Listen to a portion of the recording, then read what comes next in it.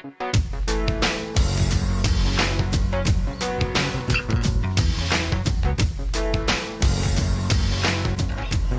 I'm Joel Persinger, your real estate dude. And if you're thinking about buying a home, have I got some tips for you. Tip number one, when you're thinking about buying a home, the first thing to do, the very first thing to do, is to sit down with a qualified lender. That person can look at your credit score, your financial information, and give you a really solid feel for what your options are and how much money you can really spend to buy a home without putting yourself in a position where the home owns you instead of you owning it. Tip number two is all about planning.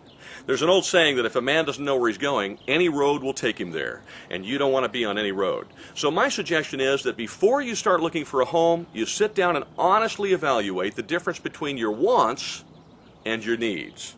One way to do that is to get a piece of paper, just like a pros and cons list, and put your wants on one side and your needs on the other.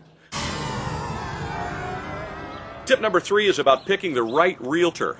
You want a realtor that's going to look after your best interest, who's going to be asking the right questions from you to help you determine what's best in your family, who's going to help you walk away from a house that maybe you're too excited about and really need to get away from and think about a little bit. That person is looking after your best interest and helping you reach your goals. What you don't want is a person who's all sales and just looking for a house to put you in to get a quick commission.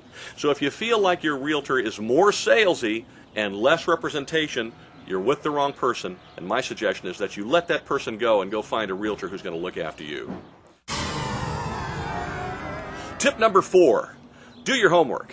I know everybody hates homework. I've got kids and they hate it too. But when you're buying a house, you want to for sure do your homework. Make sure that the house is inspected by a qualified inspector. Make sure that the termite inspection is done. For that matter, just drive through the neighborhood on a Friday night or Saturday night. You know, you're probably going to see it while everybody's at work.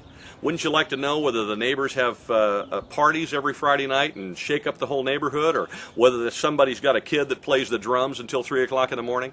It's a good idea to check those things before you buy a house. Tip number five, manage your expectations, and that means managing yourself, which I don't know about you, but sometimes that's the toughest thing to do. Buying a house is a very emotional process, and it has ups and downs and ebbs and flows, and truthfully about 150 things have to be done by 15 or 20 people, all exactly the same way in order to get it to close smoothly.